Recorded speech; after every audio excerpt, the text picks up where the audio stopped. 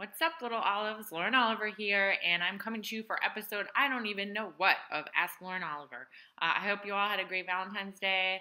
I did. I was skiing. Now I'm back, ready for action. It's less than 2 weeks until Panic comes out. Who's excited? You may be wondering why this week's episode is in black and white, and the answer to that is very simple. This week's episode is all about the past, my past in particular. So we'll get started with the first question. Molly1374 asked me, what inspired Before I Fall? I thought it was a beautiful work of art. Thanks, Molly. And I wanted to know if it was something in your life, like your own high school experience, or if it was something you just came up with.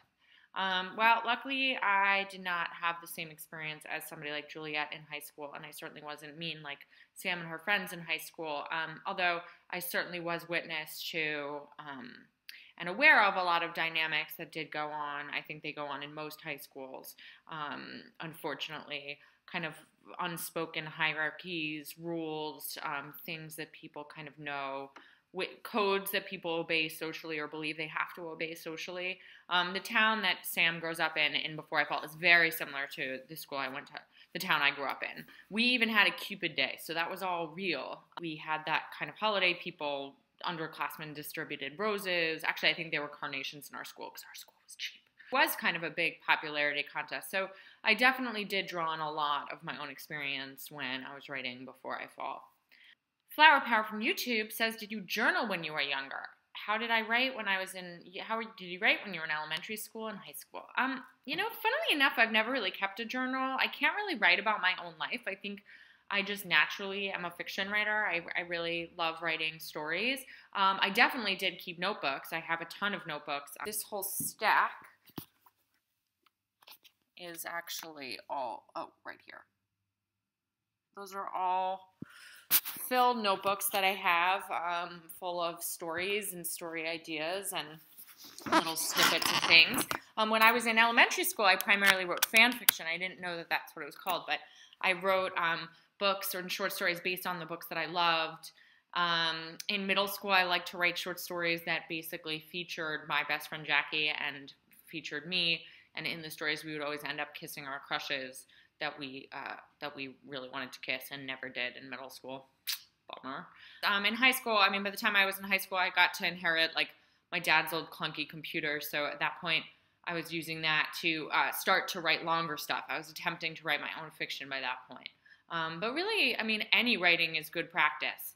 That's the great thing about it. Whether you're writing journaling or just writing about your life or just writing random stories about animals. Literally Harry Potter fan fiction, anything you write is going to be practice for becoming a writer. Cheermonkey XOX from YouTube says, can you tell us the story of how you were first published, how you got an agent and a deal? I was working at the time as an editor at Penguin Books, and I was also writing at the time. I was in graduate school for writing, in fact. I was writing Before I Fall.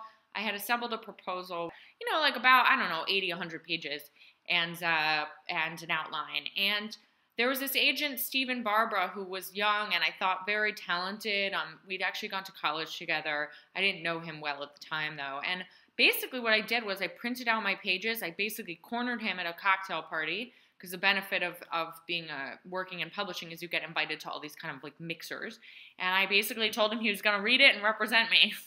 And luckily for me, he was either enthused, intrigued, or terrified, or all of the above. So he agreed to read, and he loved it. And then he was the one who submitted it, and HarperCollins really loved it, and they wanted to buy it. So that was my experience. I'd had 2 books before that weren't published, so I definitely did put in my time and get my rejections. But with Before I Fall, kind of everything just worked. That's it for your past-themed special of Ask Lauren Oliver. Moving on to thinking about the present. Okay, again, guys, less than 2 weeks until Panic. I'm having a huge pre-order contest on my Tumblr. Check it out for details. If you pre-order, so the 3 people who pre-order will be in the running to get these fabulous prizes. So send us proof of that. And also for all of you Brooklynites, anybody near Brooklyn, this weekend I'm very happy to be participating in the launch event of one of my fellow Story Crush tours. Melissa Cantor is launching her book Maybe One Day at Book Court on Sunday at 4 p.m. So it will be awesome. It will be super Brooklyn. I better see you there. All right, guys, have a great week. Bye.